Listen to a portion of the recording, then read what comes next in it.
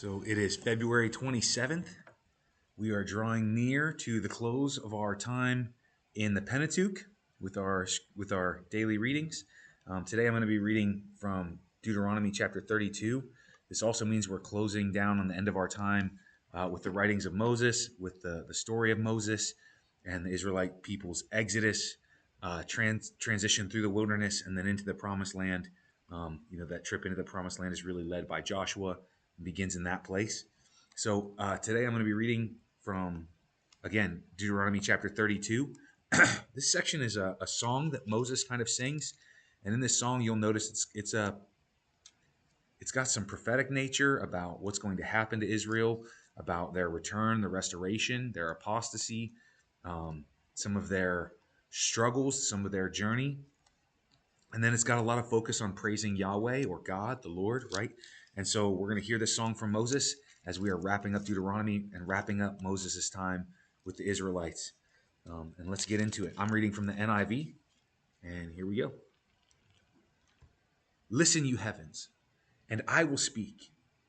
Hear, you earth, the words of my mouth. Let my teaching fall like rain, and my words descend like the dews, like showers on new grass, like abundant rain on tender plants. I will proclaim the name of the Lord. Oh, praise the greatness of our God. He is the rock. His works are perfect, and all his ways are just. A faithful God who does no wrong. Upright and just he is. They are corrupt and not his children. To their shame, they are a warped and crooked generation. In this way, you repay the Lord, you foolish and unwise people. Is he not your father, your creator, who made you and formed you? Remember the days of old. Consider the generations long past. Ask your father, and he will tell you, your elders, and they will explain to you. When the Most High gave the nations their inheritance, when he divided all mankind, he set up boundaries for the peoples, according to the number of the sons of Israel. For the Lord's portion is his people. Jacob has allotted inheritance. In a desert land, he found him, in a barren and howling waste. He shielded him and cared for him. He guarded him as the apple of his eye. Like an eagle that stirs up its nest and hovers over its young, that spreads its wings to catch them and carries them aloft, the Lord alone led him. No foreign god was with him. He made him ride on the heights of the land and fed him with the fruits of the fields. He nourished him with honey from the rock and with oil from the flinty crag, with curds and milk from herd and flock, and with fattened lambs and goats, with choice rams of Bashan and the finest kernels of wheat. You drank the foaming blood of the grape. Jeshurun grew fat and kicked, filled with food. They became heavy and sleek.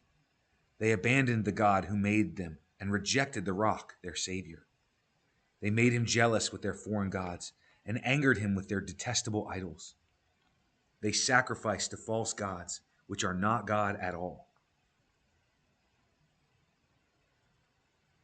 Gods that they had not known, gods that recently appeared, gods your ancestors did not fear. You deserted the rock who fathered you. You forgot the God who gave you birth. The Lord saw this and rejected them because he was angered by his sons and daughters. I will hide my face from them, he said, and see what their end will be, for they are a perverse generation, children who are unfaithful. They made me jealous by what is no God, and angered me with their worthless idols. I will make them envious by those who are not a people. I will make them angry by a nation that has no understanding. For a fire will be kindled by my wrath, one that burns down to the realm of the dead below. It will devour the earth and its harvests, and set afire the foundations of the mountains. I will heap calamities on them and spread my arrows against them. I will send wasting famine against them, consuming pestilence and deadly plague. I will send against them the fangs of wild beasts, the venom of vipers that glide in the dust. In the street, the sword will make them childless. In their homes, terror will reign. The young men and young women will perish, the infants and those with gray hair. I said I would scatter them and erase their name from human memory. But I dreaded the taunt of the enemy, lest the adversary misunderstand and say, our hand has triumphed. The Lord has not done all this. They are a nation without sense. There is no discernment in them. If only they were wise and would understand this and discern what their end will be. How could one man chase 1,000, or two put 10,000 to flight, unless their rock had sold them, unless the Lord had given them up? For their rock is not like our rock, as even our enemies concede. Their vine comes from the vine of Sodom and from the fields of Gomorrah. Their grapes are filled with poison, their clusters with bitterness. Their wine is the venom of serpents, the deadly poison of cobras. Have I not kept this in reserve and sealed it in my vaults? It is mine to avenge. I will repay. In due time their foot will slip. Their day of disaster is near, and their doom rushes upon them. The Lord will vindicate his people and relent concerning his servants. When he sees their strength is gone and no one is left, slave or free, he will say, now where are their gods? The rock they took refuge in, the gods who ate the fat of their sacrifices and drank the wine of their drink offerings. Let them rise up to help you. Let them give you shelter. See now that I myself am he. There is no God besides me. I put to death and bring to life. I have wounded and I will heal, and no one can deliver out of my hand. I will lift my hand to heaven and solemnly swear, as surely as I live forever, when I sharpen my flashing sword and my hand grasps it in judgment, I will take vengeance on my adversaries and repay those who hate me. I will make my arrows drunk with blood, while my sword devours flesh. The blood of the slain and the captives, the heads of the enemy leaders. Rejoice, you nations, with his people, for he will avenge the blood of his servants, and he will take vengeance on his enemies and make atonement for his land and people. Moses came with Joshua, son of Nun, and spoke all the words of this song in the hearing of all the people. When Moses finished reciting all the words to all Israel, he said to them, take to heart all these words. I have solemnly declared to you this day, so that you may command your children to obey carefully all the words of this law. They are not just idle words for you. They are your life. By them, you will live long in the land you are crossing the Jordan to possess.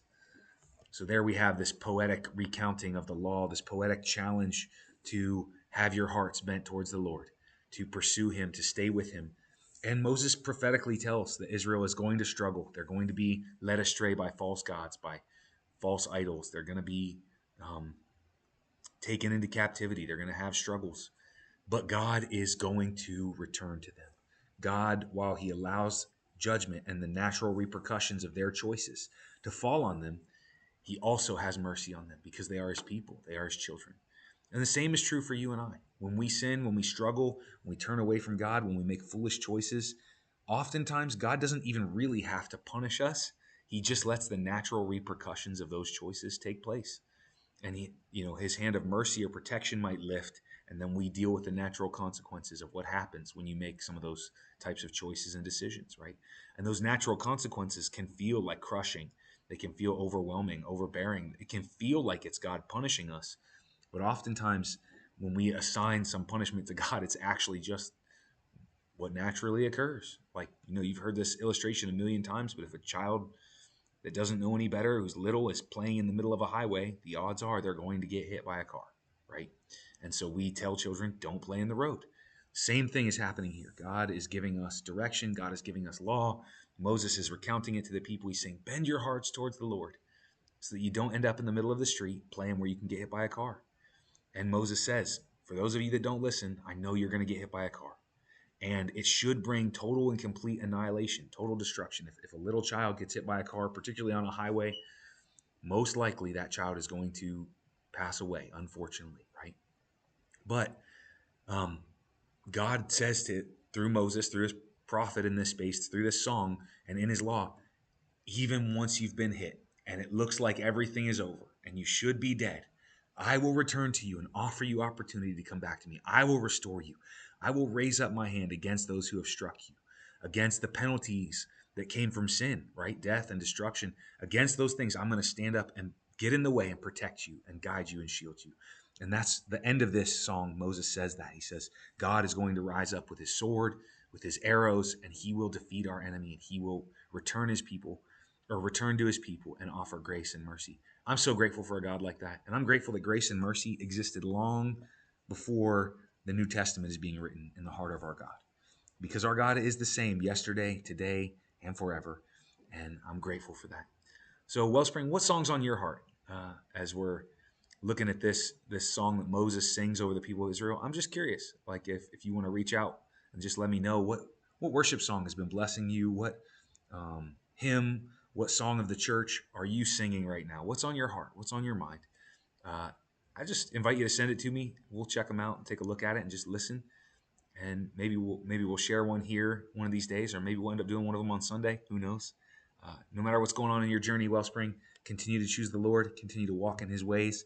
And thanks for staying with me in the Word. We are almost complete with our first 2 months. So God bless you. Have a great day.